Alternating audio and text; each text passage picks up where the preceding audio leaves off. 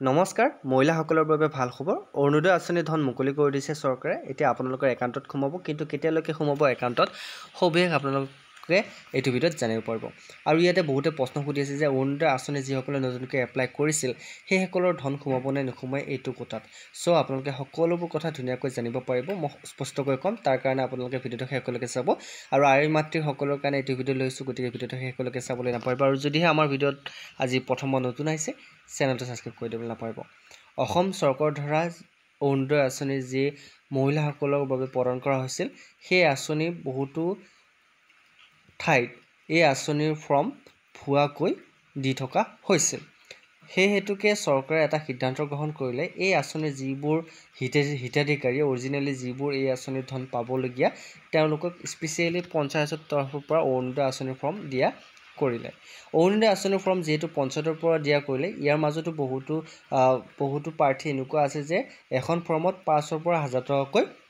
তেওঁলোকে লৈছে আৰু অৰুণোদয় আঁচনিৰ নামত তেওঁলোকে এনেকৈ টকা খাইছে ইয়াৰ মাজতে বহুতো এনেকুৱা ধৰণৰ হিতাধিকাৰী আছে যে অৰিজিনেলি অৰুণোদয় আঁচনি পাব লাগে সেইসকলে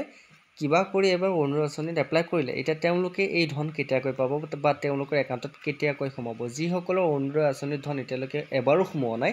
তেওঁলোকৰ কি হ'ব নতুনকৈ আকৌ আবেদন কৰিব লাগিব নেকি সবিশেষ কৈ আছোঁ পোনপ্ৰথমতে এটি ভাল খবৰ আপোনালোকৰ কাৰণে যে অৰুণোদয় আঁচনিৰ ধন মুকলাই দিছে চৰকাৰে কিন্তু আপোনালোকৰ একাউণ্টত এতিয়ালৈকে সোমোৱা নাই আপোনালোকৰ একাউণ্টত সোমাব লাগিলে আপোনালোকে প্ৰথমতে দুটা বস্তু আপোনালোকে ভালকৈ মন কৰিব যে প্ৰথমতে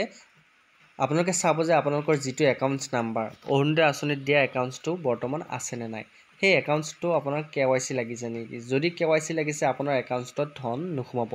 যদিহে আপোনালোকে অৰুণোদয় আঁচনিত দিয়া বেংক একাউণ্ট নাম্বাৰটো যদি বেংকত গৈ খবৰ নলয় তেনেহলে আপোনালোকৰ বিপদত পৰিব প্ৰথমতে আপোনালোকে একাউণ্টছটো বেংকত গৈ চেক কৰক যে KYC লাগিছে নে যদি মাহে মাহে অৰুণোদয় আঁচনি সোমাই আছে তেতিয়া আপোনালোকৰ চিন্তা কৰিবলৈ একো নাই আপোনালোকৰ KYC নালাগে যদিহে আপোনালোকৰ এইবাৰ প্ৰথম অৰুণোদয় আঁচনি ধন পাবলগীয়া যদিহে আপোনালোকৰ একাউণ্টত লেনদেন নাই তেনেহলে আপোনাৰ একাউণ্টটো KYC লাগিব KYC আপডেট নকৰালৈকে আপোনালোকৰ একাউণ্টত ধন নোসোমায় এইটো কথা মনত ৰাখিব দুই নম্বৰ কথাটো হ'ল আপোনালোকে অৰুণোদয় আঁচনিৰ কাৰণে দ্বিতীয়বাৰ আবেদন কৰিব লাগিব নেকি যদিহে আপোনালোকে অৰুণোদয় আঁচনিৰ আপোনালোকৰ মেইন শ্বৰ্ট লিষ্টত নাম আহিছে যিখন আপোনাৰ ধন আহিবলগীয়া সেইখন লিষ্টত যদি নাম আহিছে তেনেহলে আপোনালোকে দ্বিতীয়বাৰ আবেদন কৰিবলগীয়া প্ৰয়োজন নাই আপোনালোকৰ চব নথিপত্ৰ চেক কৰি আপোনালোকৰ ভেৰিফিকেশ্যন যদি হৈছে তেনেহলে আপোনালোকৰ একাউণ্টত ধন সোমাব আপুনি চিন্তা কৰিব নালাগে আৰু দুই নম্বৰ কথা অৰুণোদয় আঁচনি যিসমূহ ধন সেই ধনসমূহ প্ৰতিটো আপোনাৰ মান্থতে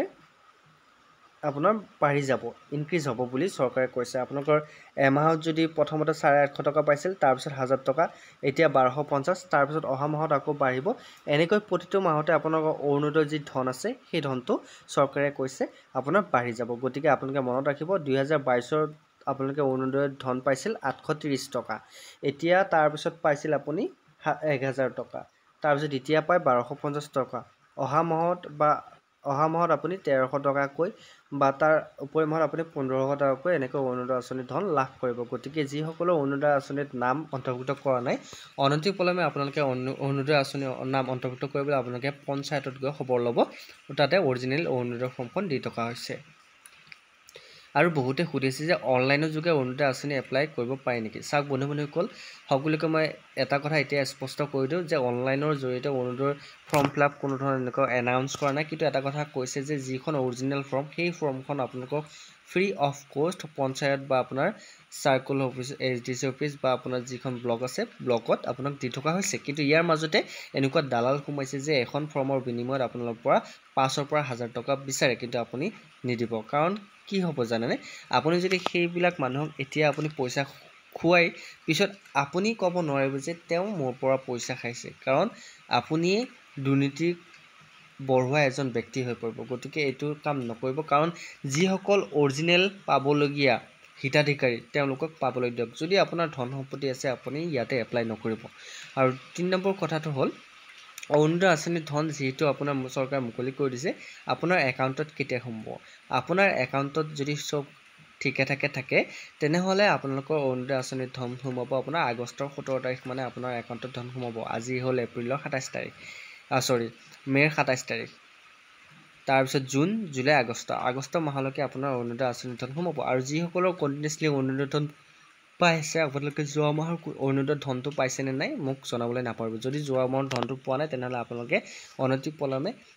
আপোনালোকৰ হেড অফিচত আপোনালোকে জনাব লাগিব যদিহে আপোনালোকৰ যি আপোনাৰ পাবলগীয়া ধন সেইটো ধন যদি পেণ্ডিং হৈ আছে তেনেহ'লে আপোনালোকে অনতিপলমে খবৰ দিব আৰু যিসকল হিতাধিকাৰীয়ে এতিয়ালৈকে অৰুণোদয় আঁচনি পোৱা নাই নতুনকৈ আপোনালোকে খবৰ কৰিব আপোনালোকৰ ফৰ্মবোৰ আকৌ দি থকা হ'ব নতুনকৈ আকৌ অৰুণোদয় 2.0 আহিছে আপোনালোকে এপ্লাই কৰিব পাৰিব সো ভিডিঅ'টো ইমানে আছিল আপোনালোকে চিন্তা কৰিব নালাগে যদি কিবা সুধিব লগা আছে আমাক সুধিব পাৰে বিশ্বাসী বন্ধু আমাৰ চেনেলটোৰ নাম আৰু যদি চেনেলটো সাবস্ক্ৰাইব কৰা নাই সাবস্ক্ৰাইব কৰি দিব আজিলৈ মানে অন্য এটা ভিডিঅ'ত লগ পোৱাৰ প্ৰতিশ্ৰুতিৰে জয় হিন্দ জয় অসম